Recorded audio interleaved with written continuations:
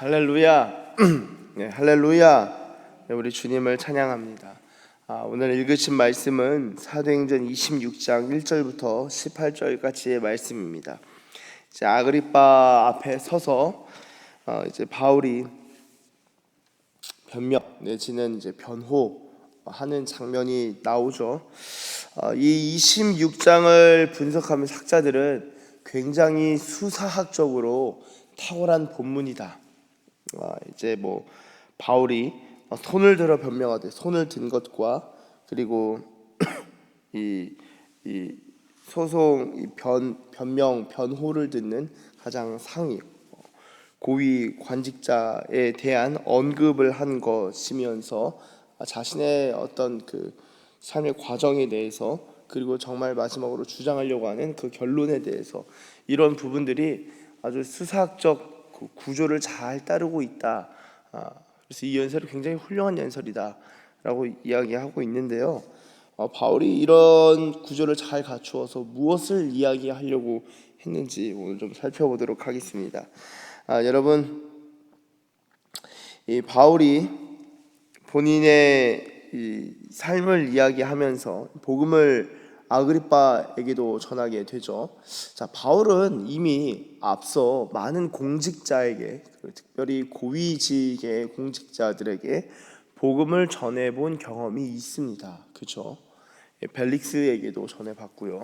그리고 이제 베스도 넘어서 이제 아그리빠에게 복음을 전하는데요. 물론 그 전에도 백부장이니 뭐 천부장이니 다양한 사람들, 군대의 지휘관들에게도 복음을 이야기할 수 있는 기회들이 계속적으로 있었을 겁니다. 자, 아그리빠 왕 앞에서 이제 자신이 변호할 수 있는, 변증할 수 있는 시간이 주어졌는데요. 바울의 마음이 어땠을까요? 아그리빠가 예수를 믿게 될까 안 믿게 될까? 어떤 마음이었을까요? 여러분, 저와 여러분이 만약에 바울의 입장이라면은 자기가 복음을 전하고 있는데 아그리빠 왕을 볼 때 이 사람이 복음을 받아들일까 안 받아들일까 어떻게 판단하실 것 같으세요? 제가 볼 때는 아그리빠는 복음을 안 받아들일 것 같다라고 생각할 것 같아요. 그렇지 않습니까? 여러분, 앞서 벨릭스 같은 경우는 복음을 궁금해했다고요. 복음을 궁금해했고, 이거 두려운 마음과 그 어떤 떨림에 대해서 바울이 대화를 하면서 이 사람이 복음에 대해서 이 두려워하는 마음이, 떨리는 마음이 있네, 궁금해하네, 또 듣고 싶어하네, 내가 틈이 나면 너를 부르리라, 나를 또 불러서 또 질문하네. 벨릭스한테 그렇게 전했는데 이태가 지나간다고요. 2년이 지나가요. 그리고 복음을 받아들이지 않고 넘어가는 것을 보게 됩니다. 그리고 나서 이제 아그리빠한테 복음을 전하는데요. 여러분, 아그리빠는 이제 헤롯 가게죠. 헤롯 가문입니다. 내가 이 사람한테 복음을 전할 기회가 생겼는데 복음을 받아들일까 안 받아들일까? 여러분, 제가 볼 때는 참 굉장히 회의적이었을 것 같아요. 시작부터. 그런데 여러분, 시작부터 회의적이었을 것 같은데 바울은요, 최선을 다해 복음을 전하는 모습을 볼 수 있습니다. 앞서 말씀드렸듯이 수사학적 구조도 라틴어로 보면은 이 라틴어로도 수사의 첫 번째, 두 번째 찬사를 손을 든다, 찬사를 보낸다, 도입 부분이다, 이렇게 라틴어 단어들이 쭉 나와요. 이 수사 이 구조를 다 따른다는 것을, 최선을 다해서 자신의 지혜와 경험을 발휘해서 복음을 전한다고요. 참 놀라운 태도입니다. 상대방이 보험을 살 것 같지 않은데 보험을 판매하려고 열심히 노력하는 거 쉽지 않거든요. 왜냐하면 여러분, 거절은요, 거부와 거절감은 인간이 경험하기 굉장히 씁쓸합니다. 그리고 이제 고통스러울 수도 있어요. 거절감이라는 것은. 바울은 거절감을 진짜 많이 경험한 거예요. 복음에 대해서. 그런데도 최선을 다해 복음을 전하는 모습을 볼 수 있는데요. 이제 복음을 전하면서 앞서 자신의 삶에 대해서 이야기를 하죠. 그러면서 4절 보시면 이렇게 적고 있습니다. 내가 처음부터 내 민족과 더불어 예루살렘에서 젊었을 때 생활한 상황을 유대인이 다 아는 바라. 일찍부터 나를 알았으니 그들이 증언하려 하면 내가 우리 종교의 가장 엄한 팔을 따라 바리새인의 생활을 하였다고 할 것이라. 자, 일찍부터 나를 알았으니, 여러분 어떻게 유대인이 자기를 다 안다고 할 수 있을까요? 그리고 일찍부터 자기를 알 수 있었다고 할까요? 어떤 면에서 볼 때 바울은 길리기아 다소 출신으로서 어릴 적에 그 부모가 교육열로 말미암아 예루살렘으로 갔다. 기억나시나요? 새벽에 한번 나눈 적이 있습니다. 그리고 가말리엘 문화에서 문화생으로 공부를 하게 되죠. 자, 가말리엘 문화에서 공부를 하니까 바리새파에서 주목받는 떠오르는 인재였을 거예요. 바울이 상당히 아주 똑똑했다라고 볼 수 있는데요. 어떤 사람이 똑똑할까요? 그 유대인들도요, 이 바미츠바 성인식이라고 해서 자신이 성인식, 이제 나이가 13세가 돼서 내가 이제 회당에 들어갈 자격을 얻을 때 시험과 테스트를 봅니다. 그 안에서 또 갈려요. 랍비가 될 자질이 되냐 안 되냐, 랍비 중에서도 탁월한 랍비가 될 수 있냐, 뭐 여러 가지로 또 갈립니다. 그 중에 테스트 하나가 이제 성경을 암송하는 건데, 가말리엘 문화였고 또 주목받는 아주 그 어린 신동 같은 바울이었다면요, 성경의 암송을 이렇게 하는 거예요.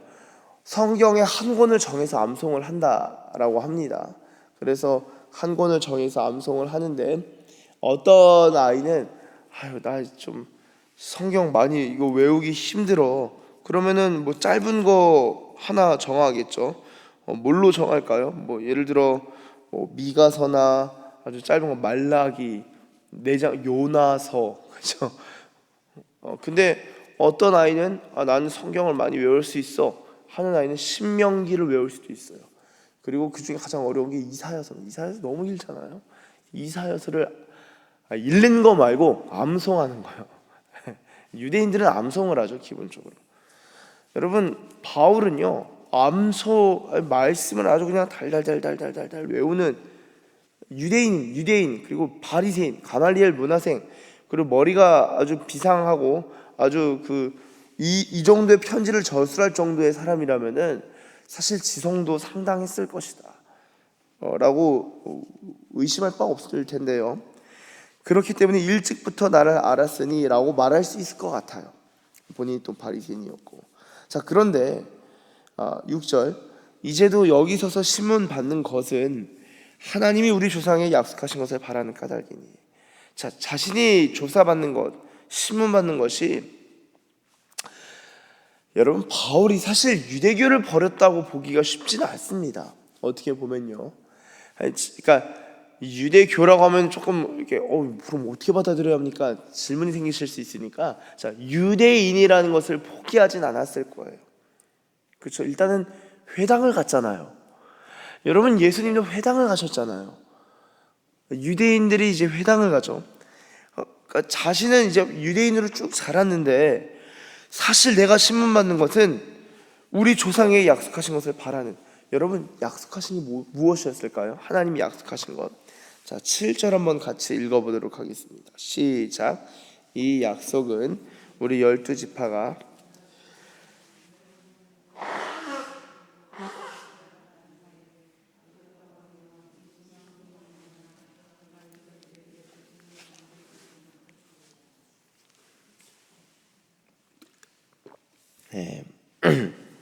자, 이 약속이라는 것은 무엇이냐? 우리 12지파라는 것은 이스라엘 전체를 말하는 거죠. 이스라엘이 밤낮으로 간절히 하나님을 받들어 섬김으로 얻기를 바라는 바. 여러분, 밤낮으로 하나님을 진짜 받들어 섬겼습니까? 사실 그렇죠. 상번제가 있고 하번제가 있죠. 유대인들은 실제로 밤낮으로 하나님을 받들어 섬깁니다. 간절이라는 것은 유대인의 열심을 따라가기는 굉장히 어려워요. 밤낮으로 간절히 하나님을 받들어 섬겼죠, 이스라엘 전체가. 그렇게 해서 얻기를 바라는 바인데, 하나님이 약속하신 것을 밤낮으로 섬기면서 얻기를 바랬다. 그럼 그 약속을 얻기를 바랬는데, 최선을 다해서 그 약속을 얻기를 바랬는데, 그 약속이 뭐냐? 자, 아그리파 왕이요, 이 소망, 이 약속을 얻기를 바라는 이 소망 때문에 고소를 당했다. 8절, 당신들은 하나님이 죽은 사람을 살리심을 어찌하여 못 믿을 것으로 여기나이까 하면서 부활에 대해서 이야기를 하죠. 부활. 하나님의 백성들의 부활에 대한 소망이 있는 것입니다. 자, 그리고 이 부활을 하는 것은 단순히 어느 날 레디 선 혹은 레디 큐 하면 부활이 탁 일어나는 게 아니라 메시아가 있어야 된다고요. 메시아가 있어야 된다고요. 메시아가 있고 부활하는 사상이 바리새인들은 받아들였다는 거예요. 여러분, 이것이 유대인들이 간절히 원했고요, 사실 지금까지도 원하고 있어요. 메시아가 오기를. 여러분, 이 약속과 이 소망에 대해서요, 여전히 바울이 가졌던 소망이고, 이 유대인들이, 특히 바리새인들이 부활에 대한 소망을 정말 크게 품었는데요. 로마서 4장 16절을 보시면은, 로마서 4장 16절 보시면 이렇게 적고 있습니다. 제가 읽겠습니다. 그러므로 상속자가 되는 그것이 은혜에 속하기 위하여 믿음으로 되나니 이는 그 약속을 그 모든 후손에게 굳게 하려 하심이라. 약속을 모든 후손에게 이렇게 굳히기 작전이 들어가는 거죠. 굳게 하려 하십니다. 율법에 속한 자에게뿐만 아니라 아브라함의 믿음에 속한 자에게도 그러하니 아브라함은 우리 모든 사람의 조상이라. 자, 상속자가 되는 것이 믿음으로 된다는 거예요. 그리고 그 약속을 후손에게 굳힌다는 거예요. 이 상속이 이어지는 것, 약속이 후손들에게 굳혀지는 것, 이 약속이 있고 이 약속을 소망함으로 하나님께 받는 이 모든 것이 하나님의 백성의 부활, 메시아가 있고 백성의 부활이 일어나고 상속이 되는 이 모든 것이 후손에까지 쭉 이어지는 소망이, 여러분, 유대인들에게는 팽배하게 있는 것입니다. 팽배하게 있는 거예요. 그러면서 부활에 대해서 이야기를 하죠. 그러고 나서 본인의 다메섹 사건, 본인의 이 젊을 때의 유대교적 열심을 가지고 살았을 때와, 그리고 이 13절, 12절 다메섹으로 갔나이다 라고 적고 있죠. 다메섹.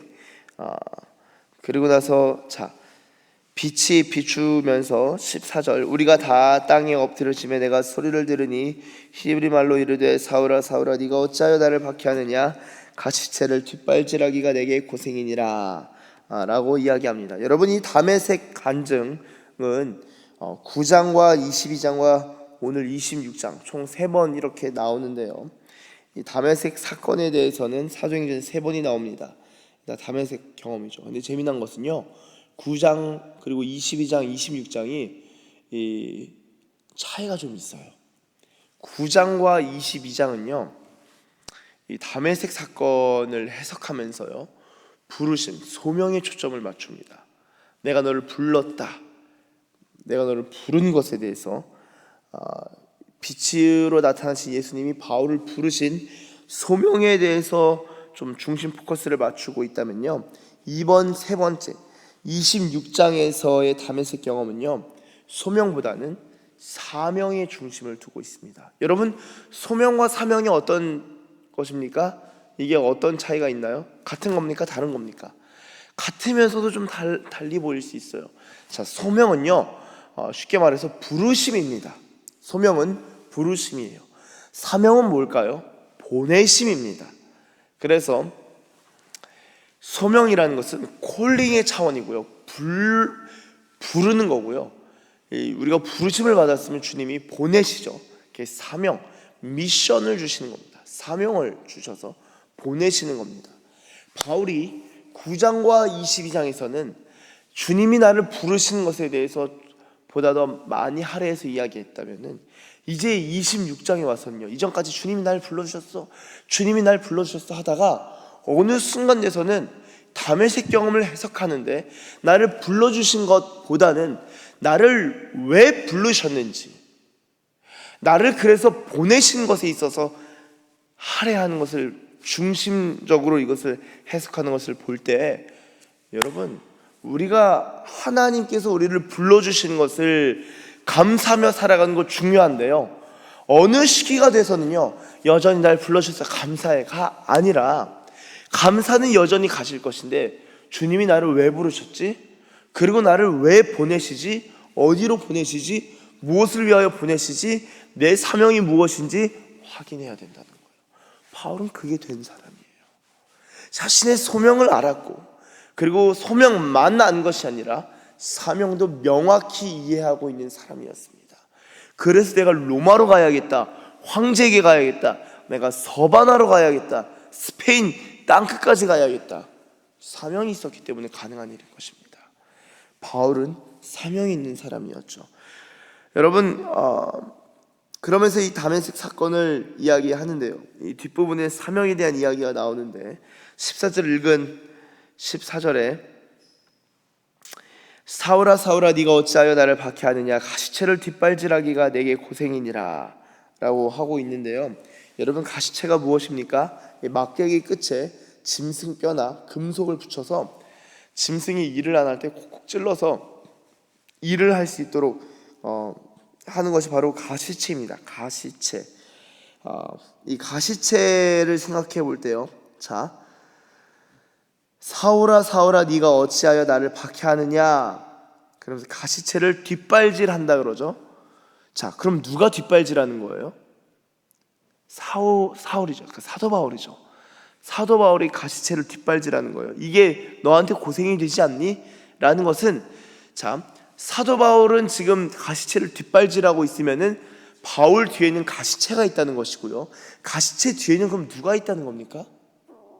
예수님이 있다는 거죠. 예수님. 자, 이해가 되시나요? 예수님이 있고 예수님 앞에는 바울이 있다는 거예요. 예수님은 짐승을 이끌고 경작을 하고 있는데 그 소와 같은 짐승이 바울이라는 거예요. 그리고 그 바울에게 가시체를 가하시는 분이 예수님이라는 거예요. 근데 예수님이 굳이 가시체를 찌르지 않았는데 사도 바울이 먼저 뒷발질을 막 했다는 거예요. 가시체를. 그리고 이것에 대해서 예수님이 뭐라고 하시냐면은, 왜 네가 나를 박해하니? 왜 네가 나를 박해하니? 예수님이 이렇게 말씀하셨다라는 것입니다. 여러분 재밌지 않나요? 지금 다메섹 경험에서 이 가시체를 뒷발질한다는 표현이 26장에만 나오는 표현이거든요. 26장에만. 사도 바울이 깨달은 거예요. 아, 주님이 나를 몰고 가고 계셨구나. 내가 예수 그리스도를 박해하고 있는 상황이고 내가 예수님을 모르는데 주님이 내게 딱 계셨었네. 근데 내가 그 주님을 보질 못하고 그냥 이게 뭐야 가시체를 뒷발질하고 있었네. 뒷발질하고 있었네. 사실 이게 가시체를 뒷발질한다라는 표현이 당시에 속담과 같은 신의 운명에 반하다라는 의미로 통상적으로 쓰인 이 프레이즈, 문구이기도 합니다. 그런데요, 너무 표현이 재밌잖아요. 주님은 뒤에 예수님은 뒤에 계셨고 사도 바울을 어떻게 그 삶을 몰고 가시면서 그를 회심하고 그를 만나 주실지 타이밍을 보고 계셨는데 사도 바울은 계속 뒷발질하고 있고 막 가시체를 왜 이렇게 힘들까? 왜 이렇게 고생하면서 살아가고 있는, 그것을 주님이 보고 계시고 그런 가운데도 하나님께서는 바울을 몰고 가셨다라는 것을 볼 수 있습니다. 여러분 사도 바울은요, 그 마음에 다메섹 사건이 있기 전에도 여러 열심을 가지고 그리스도인들을 박해하면서도 동시에 아마 이상한 마음이 많이 들었을 것 같아요. 스데반이 왜 순교 아니야? 저 사람은 왜 천사와 같은 얼굴이었지? 아니 왜 예수의 제자들은 왜 이렇게 얼굴이 기뻐? 저 사람들은 왜 당하고만 있지? 왜 맞서 싸우지 않지? 근데도 왜 얼굴에 행복함이 있지? 왜 행복자와 같지? 왜 이렇게 경건하지? 여러 생각들. 그리고 제자들이 설교하는 것, 그들을 돌로 치기 전에 설교하는 것을 들으면서 저게 맞으면 어떡하지? 아니야. 내가 바리새인인데 최선을 다해서 저들을 잡아야지. 저 메시아가 진짜 메시아면 어떡하지? 여러 생각들이 있었을 거예요.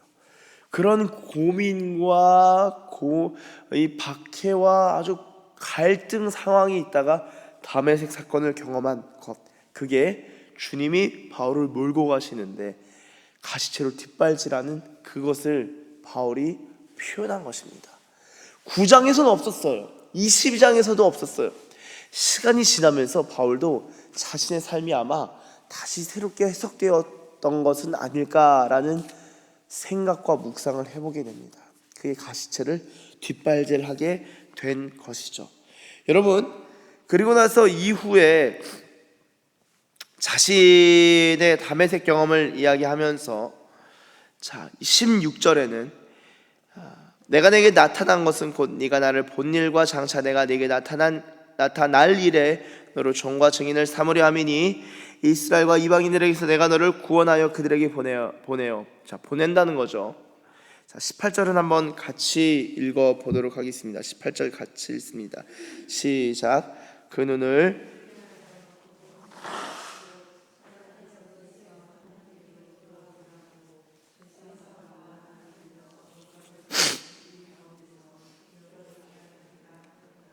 아멘. 보내신다는 거예요. 사명이죠, 사명. 그러면서 그 눈을 뜨게 한다. 이스라엘과 이방인들의 눈을 뜨게 해서 어둠에서 빛으로 사탄의 권세에서 하나님께로 돌아오게 하고 죄사함과 나를 믿어 거룩하게 된 무리 가운데서 기업을 얻게 하리라 하더이다. 여러분이 놀라운 거예요. 이 부분을 좀 시간이 좀 갔지만 이 부분을 나누고 말씀을 마치고자 하는데요. 바울의 사역이 무엇입니까? 바울의 사역은요, 어떻게 보면 전쟁이에요. 전쟁과도 같은 사역이에요. 왜냐? 어둠에서 빛으로 데려와야 돼요. 이게 알아서 돌아올 수 있도록 회유를 하는 건지 권면을 하는 건지 아니면 끌어당기는 건지 모르지만 어둠에서 빛으로 사탄의 권세에서 하나님께로 돌아오게 하는 건데, 바울의 사역은요, 단순히 회개를 불러일으키는 사역만은 아닙니다. 회심을 일으키는 사역만 한 건 아니에요. 바울의 사역 전체를 볼 때 예수님으로부터 받은 사명 자체가 무엇이냐? 죄사함, 그리고 나를 믿어 거룩하게 된 무리, 예수님을 믿어서 거룩하게 된, 죄사함을 받고 거룩함을 입고 그리고 그들 가운데서 기업을 얻게 하는 것. 결국은요, 기업을 얻는 상속자, 이 상속자는요, 바울의 편지들을 계속 살펴볼 때, 고린도전서 강의를 하고 있죠. 계속적으로 살펴볼 때 이는요, 성숙한 그리스도인, 즉 장성한 분량의 그리스도인, 어린이들이 아니라 어린아이와 같은 그리스도인이 아니라 유아기적 소아적 그리스도인이 아니라 장성한 분량의 그리스도인들, 그리스도인으로서 성장시키는, 성숙하게 하는데, 장성하게까지 하는데 회심하고 그리고 양육하고 그리고 양육을 통한 성장과 성숙까지, 그러니까 이 전방위적으로 사역을 감당하는 것에 있어서 사명을 받았다라고 할 수 있겠습니다. 그래서 바울이요, 보시면 아시겠지만 선교 여행 다니면서 교회를 세우는데, 교회를 세우는 것으로 끝나는 것이 아니라 그들을 말씀으로 부단히 가르치잖아요. 부단히 가르칩니다. 여러분, 우리가 성장할 수 있는 힘은요, 말씀과 기도밖에 없어요. 기적은요, 어떤 놀라운 은사 체험은요, 은혜 체험은요, 굉장히 극히 일부분이에요. 결국 성장하는 건요, 기적 가지고 성장하는 것이 아니라 말씀과 기도로만 성장할 수 있는 것입니다. 그래서 말씀과 기도를 통하여서 우리가 예수님을 닮아가는 것이죠. 바울이 했던 사역입니다. 여러분, 오늘 말씀을 마무리하면서요, 바울이 자신의 삶을 되돌아볼 때 다메섹 경험, 마지막으로 9장과 22장과 그리고 이제 26장에 와서 다메섹 경험을 고백하는데 조금은 다른 접근으로 해석하는 것을 보게 되었습니다. 소명보다는 사명 중심적으로 해석하는 것을 보게 되었죠. 그리고 가시체를 뒷발질한다라는 표현을 처음으로 쓰면서 주님이 나를 몰고 가셨고 인도하셨다라는 그런 해석을, 자신의 경험을 새롭게 해석하는 것을 또한 보게 되었고요. 사명을 이야기하면서 자신의 사명은 전체적으로 복음의 전부를 전하고 복음으로 양육하고 복음으로 세워가는 사명이 있구나라는 것을 바울이 고백하는 것을 보게 됩니다. 여러분, 이 빛의 사역. 사실은요, 바울이 빛이에요. 예수님이 빛인데요, 그 예수님을 바울이 모셨기 때문에 바울도, 우리 그런 얘기하지 않습니까? 작은 예수라는 표현.